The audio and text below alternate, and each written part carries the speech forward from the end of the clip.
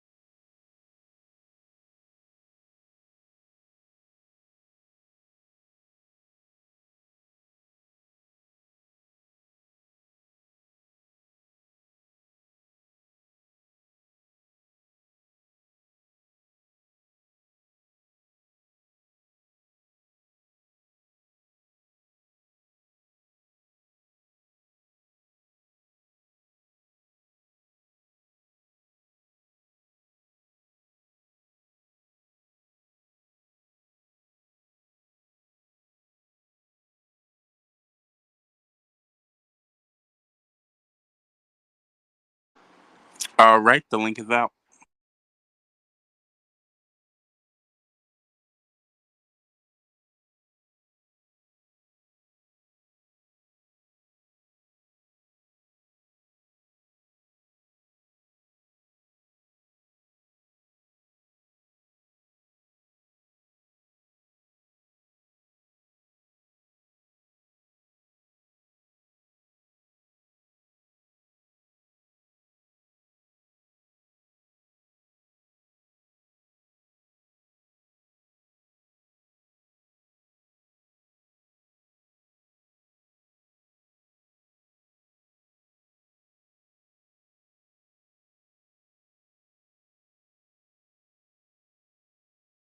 Hello, everyone. My name is Derek. I am from the great state of Texas. I am working. I to elect um, Kamala Harris. As you know, we are facing a very difficult time in our country, and we are facing a critical election coming up. And I hope everyone is registered to vote in all 50 states and prepared to vote, which is early voting coming up in each 50 states, and I think including territories. I think. Um, DJ, would you like to go now? Sure. Thank you, Ladarian. Yeah, I think that we're here because we want to talk about this election. We want to talk about the future of our country. And before we start, I have to say that whichever way this election goes, Trump wins or Kamala wins, I think that we must all remind ourselves once again that we're Americans and we must respect each other's opinions and engage in thorough and thoughtful debate. I agree. I wanted to the context of this live was to this talk with undecideds and independent voters, and especially black men. As you know, there is a lot of controversy with President Obama speaking as to why black men are not voting for a black woman to be president. I totally agree with everything the president said. Well, the former president said concerning the misogyny that is, that exists within this current election, especially by the Trump team and by men in general. Um, the the rationale behind having a black woman run this country is kind of, um, people aren't used to women being in high positions of power. However, Um, they are afraid that when a woman is in power, however, when she calls the shots, it scares them, especially the Trump team and his allies that are fighting really hard to make sure she's not elected.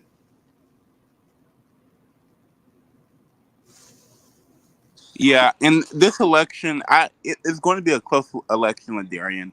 And this election is going to come down to a few things, and I think one of the most things that are going to be on the voters' minds is abortion. We know that every time abortion has been on the ballot in these key states, whether this be in California, Kentucky, and I'm not going to say Kentucky's going blue, but we know every time abortion has been on the ballot, Democrats have particularly won. And same thing with high turnout. When we have high turnout, Democrats particularly particular particularly whatever the word is, they usually get ahead and they usually win. What we're seeing in Detroit right now is we're seeing high records of turnout. And Georgia, we don't know if they're Democrats or Republicans, but we're seeing high record turnout. And in these other states with early voting, we're seeing high record turnouts, and we're seeing them break their first day records. So we are seeing great things, and we are seeing things change. But what I think the voters will be focused on is how is reproductive freedom or abortion affecting them and the way they live? How is the economy looking, and which plan is better? Because I think that we have finally moved into a time where Americans, they aren't just focused on what candidate looks better. They're actually focused on the policies, and that comes with Gen X. I'm not able to vote, but I can tell you, I am one who can tell you which policy could better fit my community or other communities around me. I totally, it makes a lot of sense because the whole entire thing about this election is not going back. If you have researched anything about the plan and the policies of Donald Trump, his job or his agenda is to take us backwards. Now, when I say backwards, I mean all the way back. I mean all the way back. I'm not trying. This is not trying me trying to be funny, but he's trying to take us backwards. However, if you have studied his project, 2025 project, and something that he lies about constantly, that he says he will not do, um, I want you all to, understand this and why this election is important. This man is unstable. Um, this man is a lunatic, and this man is psychotic. However, if this man happens to be elected, this man has promised that he will terminate the Constitution of the United States. Now, I've never heard any president say he will terminate the Constitution, but with this particular individual, he wants to terminate the Constitution, and we have a Supreme Court that backs him 100%, and even our own Supreme Court, the highest court of the land in this country, are afraid to take him down. And since we have three liberals and most rest of them is conservative, which is appointees by the Trump administration, they're going to do what he says because he is still in power. And if you want to end the Trump era and drain the Trump era, as I say, for opinions of my own, so if anybody feels offended, these are my opinions, and these are opinions of my own. If you want to drain the spirit of Bull Connor out the country, you got to be able to drain it at the root. Now, if you had that old black grandmother from the 60s that will tell you about this man from Alabama, there was this man named Bull Connor. He was a commissioner up in Alabama. He was really racist towards black people, and he did not like to see black people vote. So back in those days, when the Ku Klux Klan was in widespread existence, their agenda there was this thing called the White Citizens Council, and their job was to terrorize the black community and even Jewish people as well, minorities. Their job was to terrorize them and to make sure that they did not have the right to vote. Now, in the 21st century era, people are not well. Let me rephrase what I'm about to say. People are they're comfortable in saying what they want, but they'll do it silently and not to your face. Um, just as Trump, he will probably call you out your name, probably be a racist, and probably call you a thug to your face. But that's my opinion is if you want to see change in this, if you want to see and speak up to independence and especially black men, um, here's the thing I have with it. I'm going to speak on that later. But here's the thing that I have with if you want to encourage independence, independents are going to be the reason why this election is swayed because independent voters do not go by parties. They choose what they feel comfortable with. And if you want independents to vote for Kamala Harris, you have to encourage them and you have to sway them. Yeah, and this is hilarious to me because yesterday I was speaking and I met a lot of people when I went up to Dallas, and we were holding one of those events, and a, people were confused. I won't say they were misguided, but people were confused. They was calling her the border czar.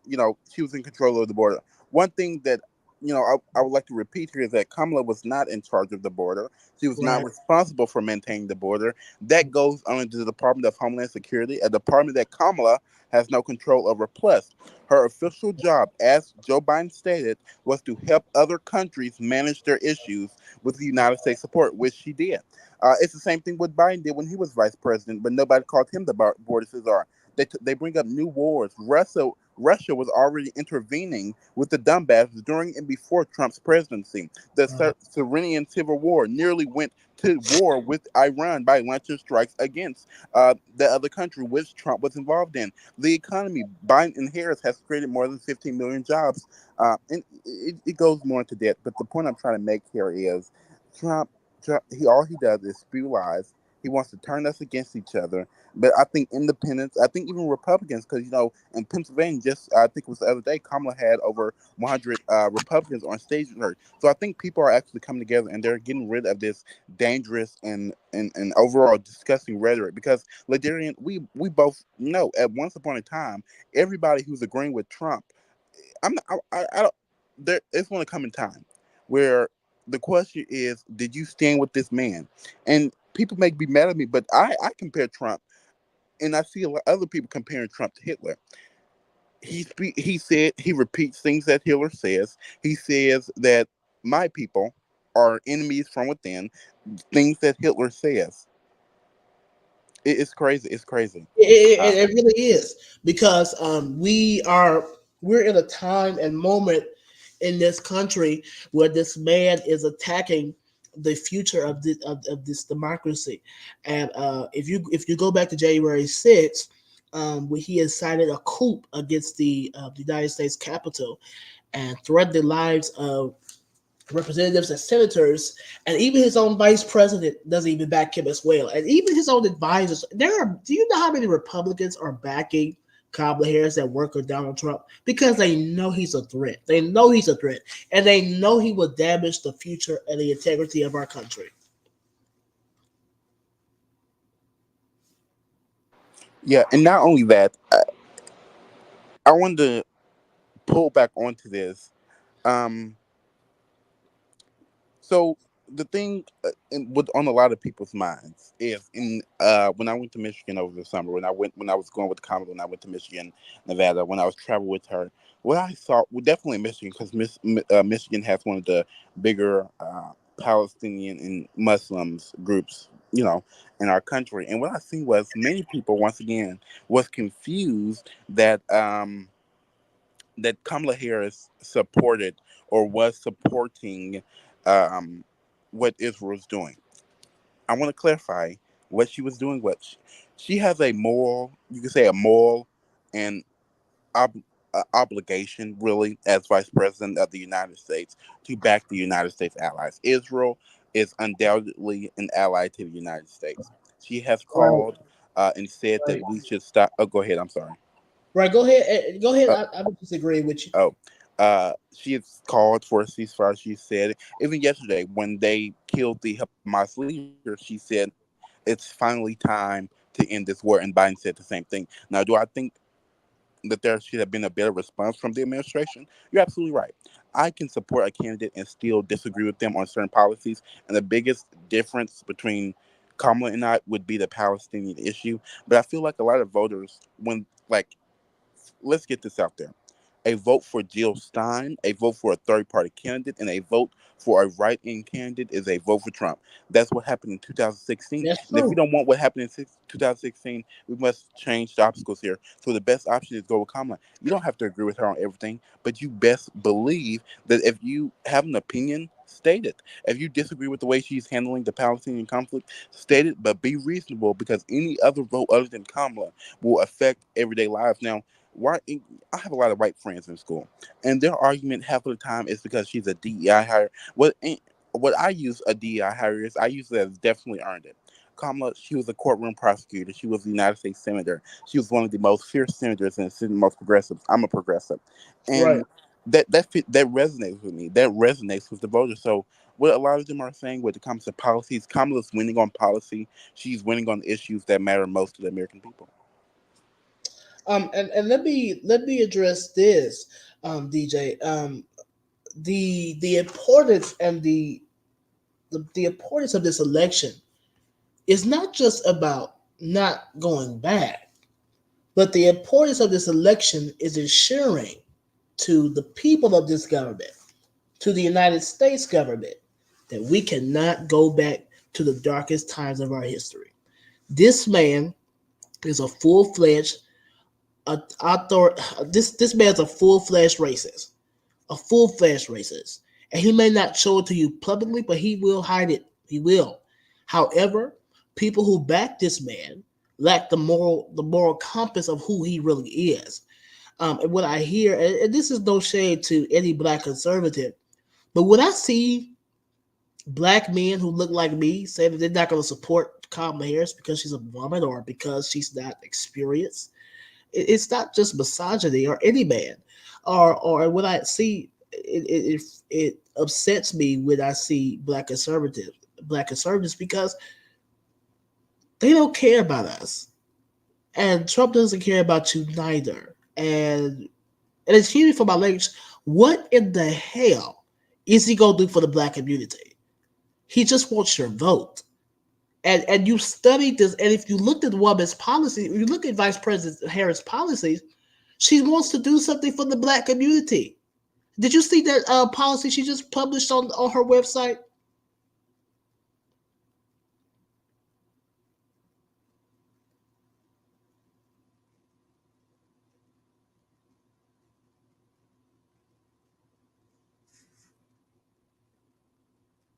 DJ, you here? And the reality is, um, you cannot say you're for America but support an insurrectionist. You cannot say you're for America and support a lunatic. You can't say you're for America and support a psychotic fool. You cannot say you're for America and say you support a man that will create a bloodbath as soon as he loses. But DJ, have you saw the policy of the vice president when she for the black community yet? I did actually, and I really liked it. And I do want to Excellent, highlight, excellent. did you see her? She, just a few days ago, she actually released a policy specifically for black men. Did you see that? Right, I saw that. I saw that. And I think that's really going to resonate with voters because, I mean, let's be honest here. Trump had well, he's been campaigning for his whole entire life for president. Right, Since he came down those escalator things since 2016, he's been campaigning for president.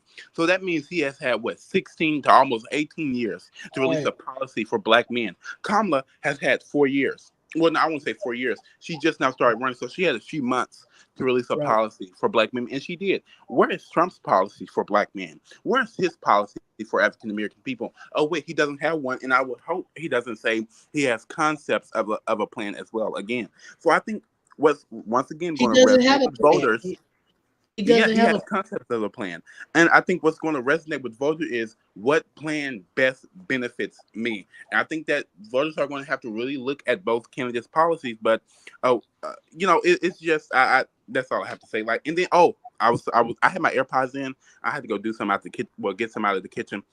You had said about black conservatives. Now, I'm going to have to disagree with you.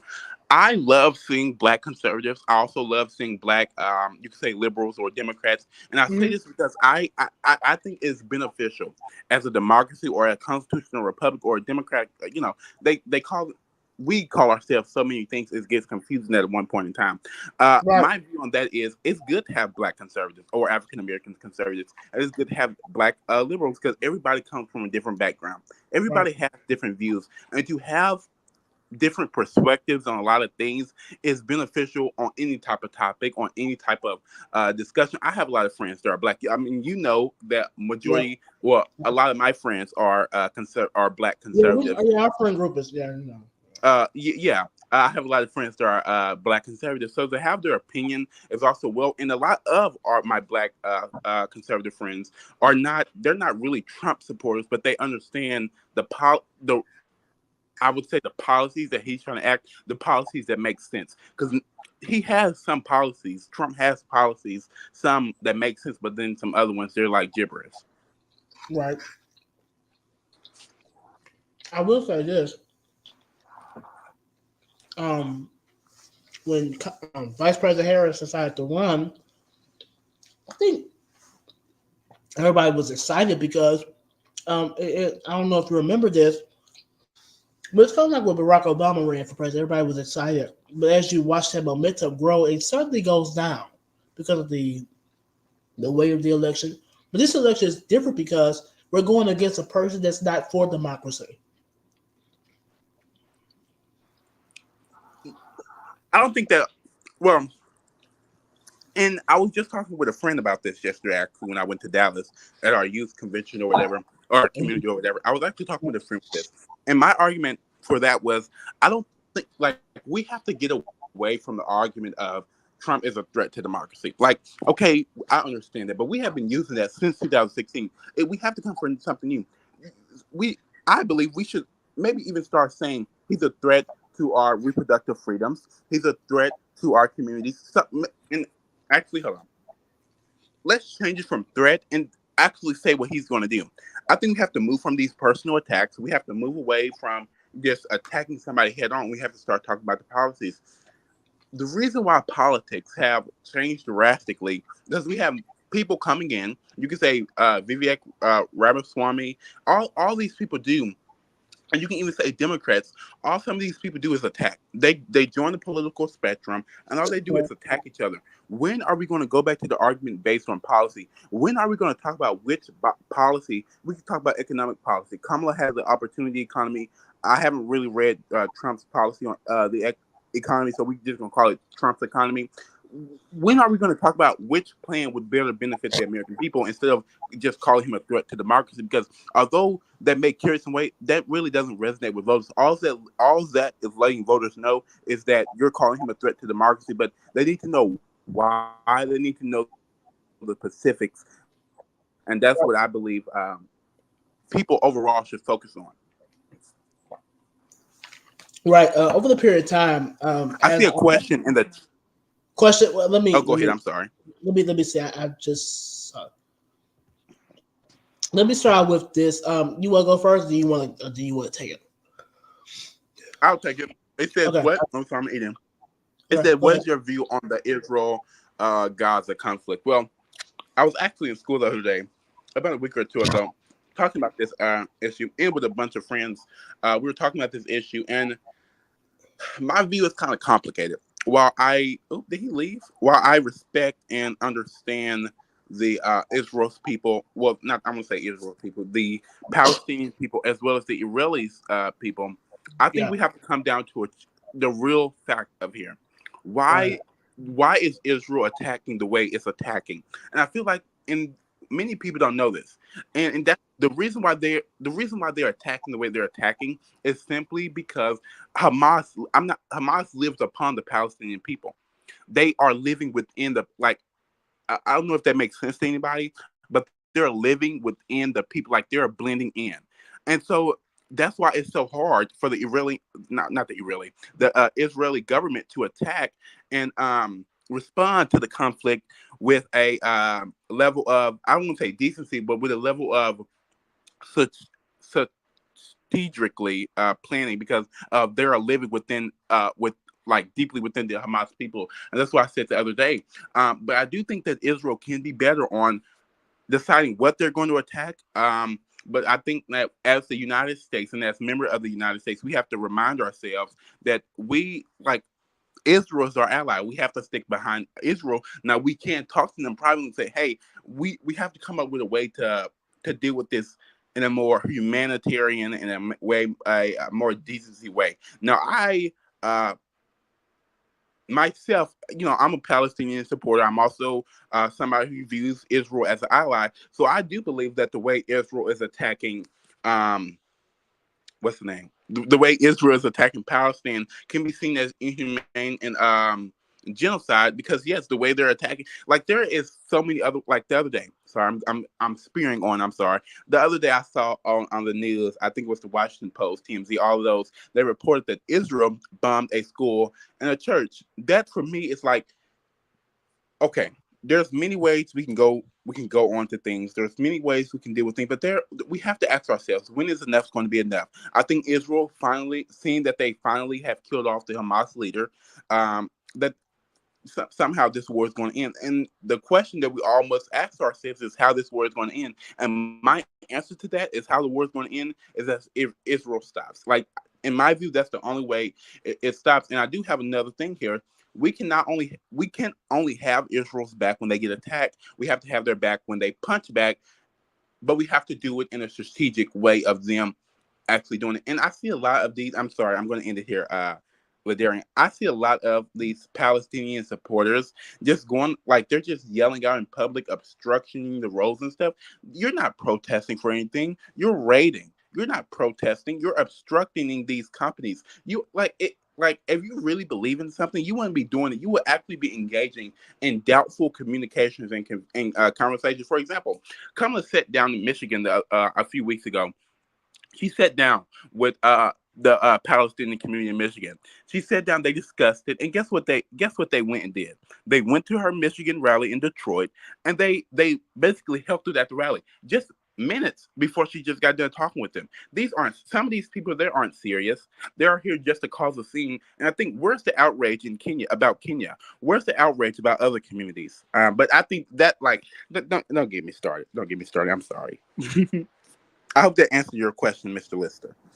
Um, Mr. Lister, here is my view concerning the Israel and Gaza conflict. I have, even before this study, even before this took place, I'm a staunch supporter of national security and our nation's allies. Um, Listen, um,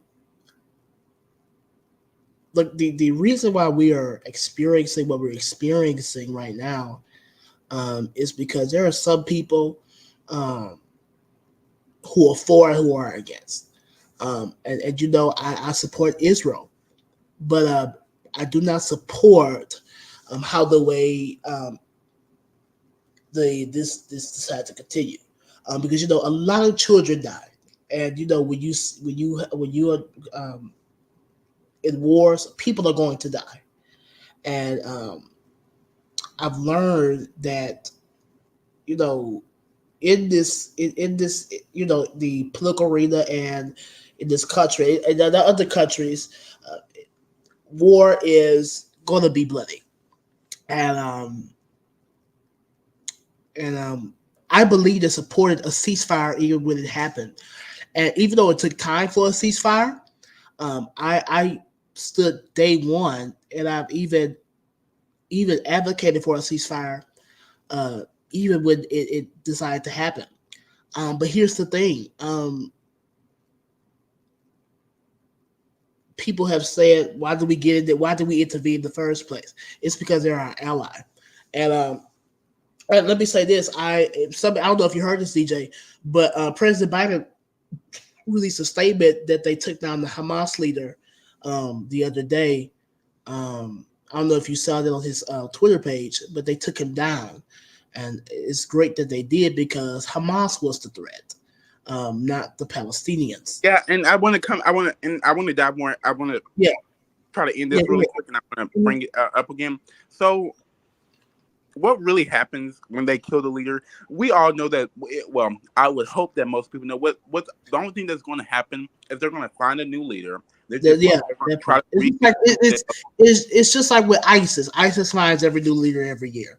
So they're, it's they're going to try to yeah, find a new leader, rebuild themselves, and they're going to plan another attack. And my response to that is we have to have Israel's back when they get right, attacked and when they attack back. But we also must confront Israel and say you must do it in a humanitarian, right. safe way. But we all, but like you mentioned a good point that war is bloody. War can be bloody. And the thing I hear a lot of times from people that I talk to is that Israel is killing children. Hamas is doing, like, I know it's not humanitarian. I know it's not okay. It's a disgusting moral and it lacks ethics, respectfully. But Hamas is doing the exact same thing to the Israeli people, and then Israel is doing the same thing back to them, killing their children. Um, and then Hamas is doing the same thing. So I think that's a very tricky argument, and then we just it comes with a lot of analyzing because this just didn't happen in 2020. This just did not. I mean, not 2020. This just didn't happen. This has been a building of a thing that Hamas has constantly did since 2014 when they did a Yeah, cyber attack that's to true. 2016. Like this has been a continuation of Hamas aggression. But we also have to realize that Hamas is not the Palestinian people, and the Palestinian people are not Hamas. But yeah, that's my response to that. That's my And I think that should have been I think that should have been communicated on day one, by the Israeli government and by people who are in the United States. But that's just my take. I think we have another question from Jalea.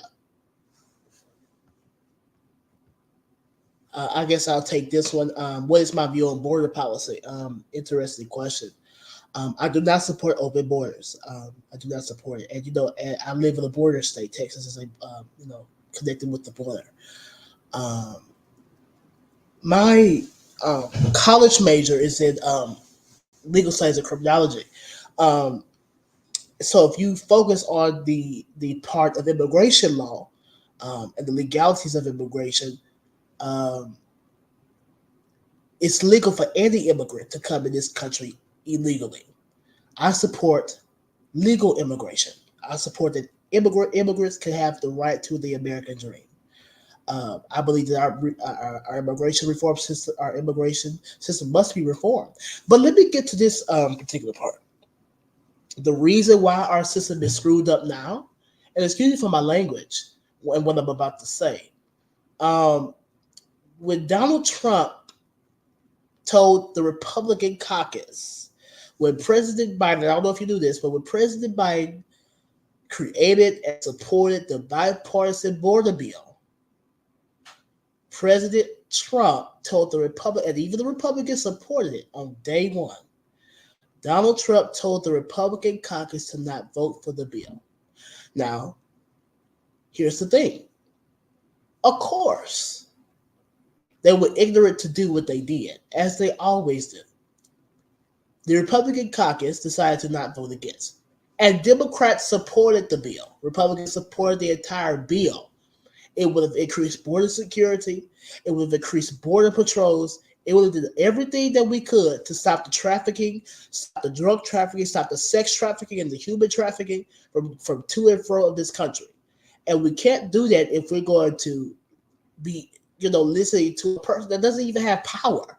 So, I mean, you get mad at the current president about immigration and the vice president, and we told and they told you from day one they will support the bill and he will sign it into law, but they could not do that because Donald Trump went in anyway and told the Republican Party not to vote for it because he wanted to get his power back, as he yeah. does always. Yeah, my response to what is your view on the border policy? I guess I would call myself a moderate. I wouldn't resonate. I am a liberal, but I would say I don't resonate with a lot of liberals when it comes to the border. You could say I wouldn't say I'm strict, but once again moderate. First of all, I would like to address the issue of illegal. It's illegal immigration, but I do want to point out I don't agree with the term illegal alien. Yeah, I The don't agree proper with that. term would Yeah, be undocumented citizen or undocumented immigrant. Now, that's the term I prefer. So, that's the term that I'm going to use throughout this. So, first of all, I support tougher border enforcement. Uh, this means simply intensify how many border agents we have, how many money that we're putting into that, and that's simply what I believe in. I believe in a stricter asylum system. Right. Now, the thing that comes along with the asylum seeker is the issues that are behind it, if that makes sense, of why are people claiming these asylums so fast? Why do we have so many people coming in? I once again, not once again, I also believe in ending the catch and release. I think that we need to start catching the port, meaning once you come, if you come over here legally and they catch you, you should be deported back, and then and maybe create some type of timeline. You say a year, you must wait a year before you can apply again. But I also think we have to look at the underlying issue. And this is, I'm only 16 years old, and it bothers me that at 16 years old, I know more about the border than a lot of older people than me. So the underlying issue of why do we have so many people coming in? Why are so many people escaping their other countries and coming in? That's simply because they're either escaping war, they're escaping dangerous cities. So what we must do as a country, and what I support, is we work with these foreign governments. We work with them to lower their. I don't agree with simply throwing resources at them, but I think that we should work with them, our allies who are having these problems, like for example Mexico, to end these crime cities that they have. Because that's why people are coming over here, because of crime cities. So if we work with them to lower their crime, I know it's weird, but if we work with them to lower their own crime rate, we will stop having so many people at the border. A statistic: border crossings are now lower than they were when Trump entered and left office. I do want to just point that out. But yeah, they proposed not Kamala Harris, Joe Biden proposed a border plan in 2021. I do think that they could have did more on demanding or campaign. Not I won't say campaigning, but more campaigning within the bill of attempting to get it passed. I think they did a good job at public publicizing it throughout 2021, but 2022. But I didn't hear a lot of that bill in 2021. I barely heard of it in 2022. We majorly started hearing of this border bill. Most people started hearing of this border bill in 2020, early 2024, when it got to the Senate, quote unquote. It was a bad mistake calling it off. And I think that they could try again. And I think that sometimes you're going to have to negotiate, and sometimes you're going to have to compromise your values to achieve greater good. And I think that's something that's going to have to be done, whether it's Biden or whether it's Kamala and Republicans. A compromise is going to be had to achieve border security and make sure the border is secure. But What? that's my stance on that. Oh, my bad. I wanted to add on to this. Immigration. Okay. Now, the immigration policies um, started with Donald Trump. I don't know if it does, but you. Okay, now Mexico is still have not paid for that damn border since they put it down, but that's a different story. Um, However, they're gonna come in regardless. They're gonna come at that wall, but if you want to change that, you have to increase border control security. You have to, and you have to fund it. And Congress has to act. Congress must act. That's the only way that can get done if Congress decides to act. But we can't do that under the leadership of Speaker Mike Johnson. Let's not get to him because I cannot stand him regardless. But do we have another question? There was another question by Jordan. Oh, okay. But you want to take it, or do you want me to take it? Yeah, it says, "What is your view on Kamala being known for being harsh on black men in Pacific, locking up large numbers of them with having minor amounts of weed?" So this has been debunked a lot. Specifically within this election period of Kamala, she hasn't locked up any African Americans for the crime of smoking minor amounts of weed. She hasn't done that.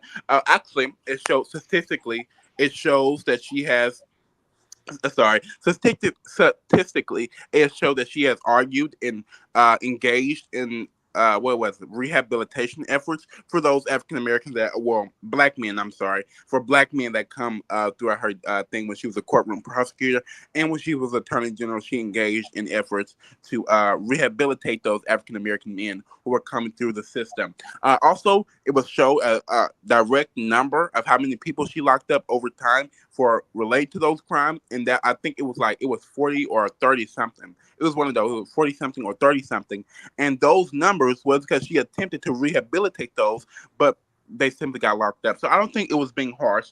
And a lot of people, I mean, we get arguments about this, even my own family members about this. She was attorney general. She advocated for the change of the laws. She advocated for rehabilitation, but there is only so much she can do to help people and help them get their lives on track. And if the other person isn't willing to get help, seek help, or understand the help that's trying to be given, I think that's their fault. Respectfully on that. But yeah, statistically, evidence shows that she wasn't being harsh. She didn't lock up many black people as the media has or is trying to say that she did. And I think that's on the media's fault for not fact checking that and giving them a clear answer that Kamala was not just going rampant and oh, this black person was smoking minor weed, let's lock him up. This black person, oh, I see Jamal smoking one pack of weed, let's lock him up. She wasn't doing that. She was doing her job and she was following the law as she should have as Attorney General of California and District Attorney. Um, and I think she needs to do a better job, I would say, on speaking on that. I think she needs to do a better job of speaking of what she did. She needs to answer these hard questions. And I think if she answered those, a lot of black men would, you could say, come to light. I would say come to light. That And that would part. be my response to that. That part. Well, he's already answered that. So, um, you've done it. So that's already been debunked. But I was gonna say this, and it was very interesting to me earlier. Now, people who know me know that I am very progressive when it comes to my views, and I have no filter when it comes to the political arena. Um, in the words of Malcolm X, he says that the chickens come home to roost. However, I'm going to say this as the reason why the system is against the black man or black people in general is they do not want us to have a voice. And people who do not want a specific race to not have a voice, and people of color, including Latinos in that particular spot as well, that makes people not want to vote. And that's a thing called voter intimidation. Now, I would be surprised if this election had a lot of it people who wants to intimidate voters, especially people of color, because you're especially with there being a black woman running for a particular high office. Um, I tell people all the time, this is what they did to Barack Obama. They was racist towards him.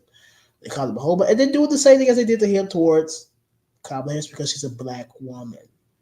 Black women are expected to not respond.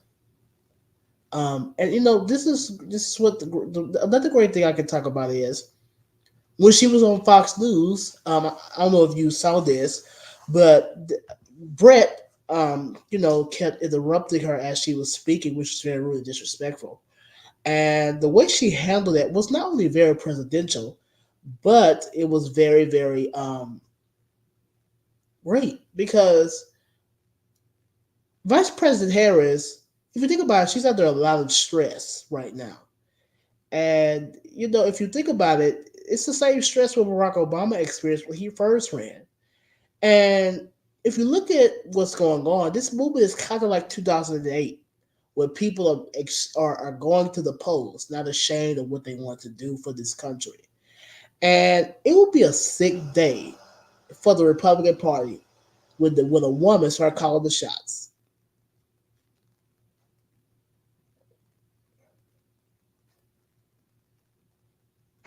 Yeah.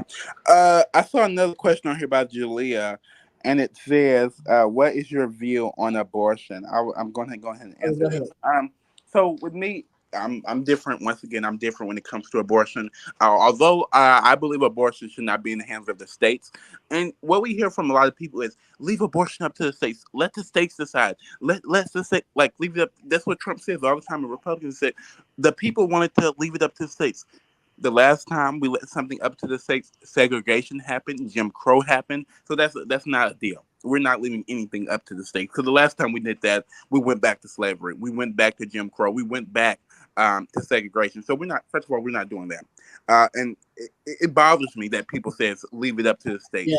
Secondly, BS. secondly, this man has Trump and Republicans have championed on bringing Roe v. Wade down just for in states like Texas for women to be dying because they're having an abortion. And what people don't talk about is the black women mortality rate.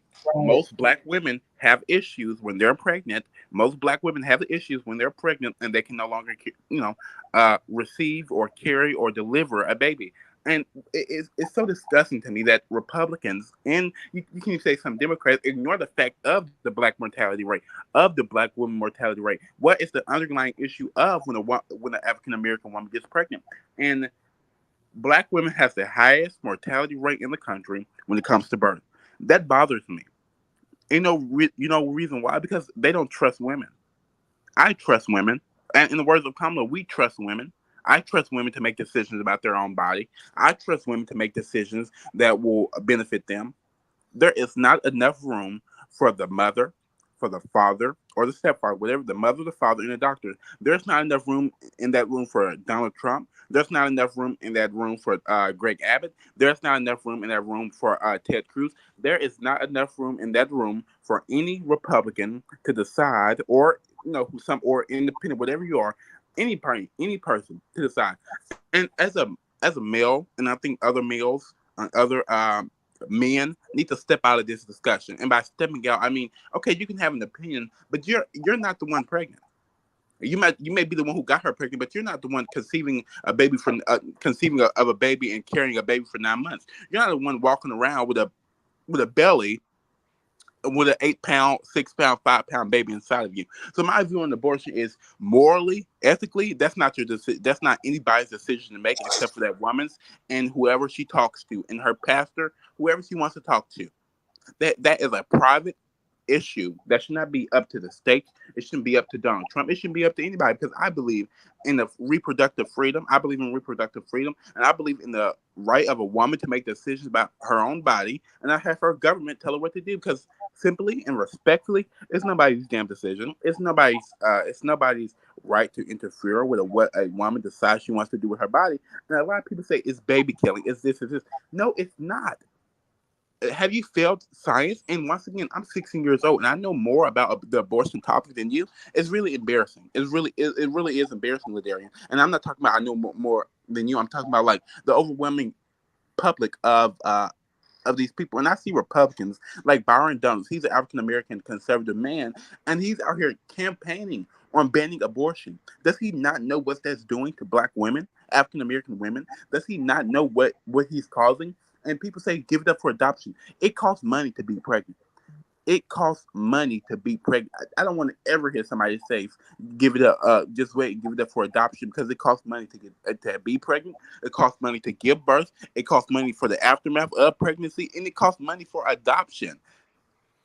And then what are some other arguments out here? I hear people saying that it's like, no, it's not. What? Please tell me the difference between a unliving embryo and a living embryo. Now they make this argument that hospitals cut off abortion at the period of when the baby is viable. You can no longer have an abortion.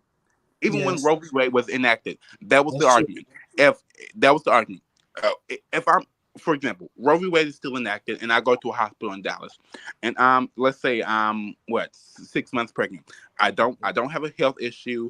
I didn't get or raped or incest. I simply want to have an abortion. They wouldn't allow that because at that point, that baby is viable to live. Nobody agrees with killing a viable living baby. Nobody agrees with that. What we agree with is for a woman to make decisions about their own body. We agree with them to take an abortion if they have been raped or had ancestry against them, or if they have a medical emergency for them to get an abortion. And then if you have simply got pregnant and you don't want to carry that baby, you have a time gap to get an abortion. I think it's between 1 and almost to the point of viability. That's what hospitals has always done. Nobody has been given abortions at 9 months. The only people who's been given abortions at 9 months are people who physically cannot carry a baby. So I hate hearing that stupid and ridiculous argument of the baby was viable at death. No, it was not. I trust doctors and I trust women. I'm sorry about going to myself. It really irritates me, Ladarian. It really irritates me. And I will say this. I am. Listen, I'm going to give a brief example. This is not current. Um, say if I happen to get my girlfriend pregnant, and the doctors tell her that she will either her and the baby will die. The options are to terminate or they die, which increases the black mortality rate. Um, and this in Texas, abortion is banned. She would be able to make it all the way to California or Virginia, which is the only southern state that doesn't ban abortion. Now, if she's dead, she can't get it. Now, think about those people who lost their lives over a period of time due to the fact that we have extreme Republicans, excuse me for my language, a whole bunch of jackasses um, trying to tell a woman what to do with her vagina. I'm sorry, I have no filter. All of my political beliefs is to be and progressive as it is. Please do not hold this against me in the government. Um, no man. It's always I'm not trying to be stereotypical, but it's always the Christian nationalist, and they use their Christian nationalism versus the reality of the real Christianity to abuse a woman's rights to choose. Um, Trump would tell you to your face that when he was in office, probably when he was out, I don't remember. The Supreme Court struck down Roe v. Wade. That has been inactive for over centuries. You just want something to do at this point because you're just a lame duck president. That's just what your administration was. However, I'll be good God and damn if I tell my particular partner that she doesn't have the right to choose. Now you not growing up black with a whole bunch of black women, telling a black woman to do with her body, that would have got you cussed out or knocked the hell out of. I'm just letting you know. But in this country, people think that their religious beliefs overstep what a woman's body, and that's not the case. We live in a country with over a million religious beliefs. I am a I have been preaching since I was 13. I can't then go tell a Jew. Let me rephrase that. I can't then go tell a Muslim what to do with her body. If I've been preaching for 13, if I've been preaching since I was 13 and telling another Muslim woman to do with what she wants her body, because of my belief, that's called religious nationalism. Religious nationalism is when you abuse your religion to overpower someone else. And this is what most white conservatives and even a few black conservatives may do. Um, but this is the environment that we live in. If we want to protect the Roe v. Wade, you have to codify it first. And it has to go back into law. It's just by the legalities of it. Uh, but yeah, that's all. I mean, I answered everybody's questions. So I'm gonna give my little conclusion here, Ladarian. Well, go ahead. Um, Wonderful discussion here tonight. So I think that what is going to come down to, what this election is going to come down to, is what message better resonates with the American public. What voter bloc is hearing this, and a lot of people there. I hear a lot of people saying Trump supporters because what it was better under Trump. I want to fact check that. The reason why it was quote unquote better under Trump was because he inherited Obama's economy for the first 2 years, and then the last 2 years he ran rampage on it. When it comes down to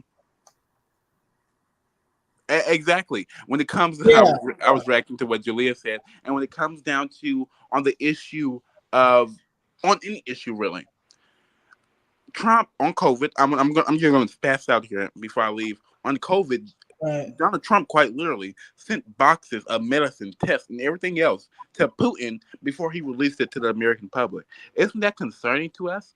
And you still support this man, a man who refers to Mexicans or undocumented immigrants as illegal aliens, calls them idiots, calls them rapists, calls them thugs. Somebody who quote unquote calls for the termination of the Constitution. This is not a president. Nevertheless, this is not a strong willed man. This is a bigoted, disgusting, lack of foundation, and idiotic man who wants to see Americans turn against each other. I have had enough of that.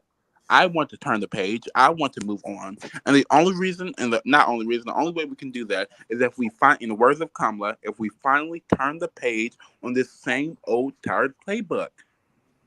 Um, Um, yeah, and that's all I have to say, Ladarian. I want to thank you so much you're for welcome. inviting me to this Well, podcast. you're welcome. And I will say this. I got into the fight of politics when I was about 16 years old. No, I was 18. I was. I'm gonna go to this. When I was a young kid, I was sitting with my grandmother, and we were talking about Trayvon Martin. And I was a young kid, very young, and we were looking at the TV, the dash cam. Well, not dash. It was a something that they showed on the television concerning Trayvon Martin. And not only was he a black man, but he only just had a bag of skills and some sweet tea. Um, this is what the same that happened with George Floyd. Um, a I'm gonna say how it is, and I mean what I say. You have a racist white cop on the neck of a black man, which is kind of like Jim Crow standing on top of a black man trying to go to the polls. This is the same thing we've been fighting for over 100 goddamn years. Repeat this one more time for the people in the back. Would I hear people say, I support Donald Trump? To me, you're saying, I support Jim Crow. To me, you're saying, I support racism. To me, you're saying, I support going backwards. Yeah, and I'm sorry. Please do not. I know I am a spiritual leader. I try not to cuss, but excuse me for my language. Uh, as stressful as it seems, back in 2016, I was already upset when this man won, simply because I volunteered for the Hillary Clinton campaign, and I knew on day one that he'll win. But I also knew that he would cheat his way into it because the first time he ever announced he would run, he was supposed to be a joke. People did look at him as that, and that's a different story. But he won because black people at that time were influenced with the lies of the current of that former president. And he told people, he told the black community on 2016, I will do something for you, and did not a damn thing for the black community. And to quote, and once again, I said I was going to get my conclusion. I'm going to answer this now. I think I'm going to go. To answer this, well, not answer, but to respond to what you're saying, absolutely. He promised a lot of things to black people. He said he would be the first president to invest heavily in HBCUs. Did he invest? Sure, but guess who pushed that investment? It was Kamala Harris until and people miss this. It was Kamala Harris in the United States Senate, her, Nancy Pelosi, the Speaker of the House, and other Democrats who pushed for legislation. And whatever, it's just confusing, really. When it comes to, it was Kamala in the Senate, it was Nancy Pelosi, the Speaker of the House, who pushed for it. When it comes to stimulus checks, it was Senator, well, yeah, it was Senator Kamala Harris. It was Senator Kamala. I'm sorry, it was Senator Kamala Harris. It was Speaker Nancy Pelosi and other Democrats who pushed for a stimulus check. It wasn't him. It was his Democratic. It was the Democratic Congress who gave out stimulus checks, not Trump. And the reason why it was delayed for so many weeks and months is because he tried to get his name. He quite Yeah, literally tried to get his name printed on every single stimulus right, check. right. Uh, and something else is the Biden Harris administration. It's the only administration to give over $300 billion to HBCUs. Every HBCU, in that matter, in that fact, Right. And that's all I have to say on the thing about black people is we all know what Biden and Kamala has or delivered, and I think a lot of black people get misconstrued and they don't understand what has actually been done to them. Student loans, that's going to affect the rising population of African Americans going to college. So many people don't realize so many. The reason why so many African Americans, you can say my mother or old. I'm going to say older generations, our parents, our grandparents, or our cousins. The reason why they haven't gone to the college, Ladarian, simply because they can't. They either can't afford it, they don't have the money, or or they don't want to be in debt, which is all respected. They don't want to be in debt. And so what the Biden Harris administration has done, that has been constantly working towards lowering the cost of college, as well as forgiving student loan. And I think that's a good idea. I simply don't see why anybody is against that, but we are a diverse society. Um. Okay. It was such an honor. I had a good time tonight. Um. I I ask that everyone go to the polls, continue voting as soon as you can. Do not quit. We're not going backwards, and I'm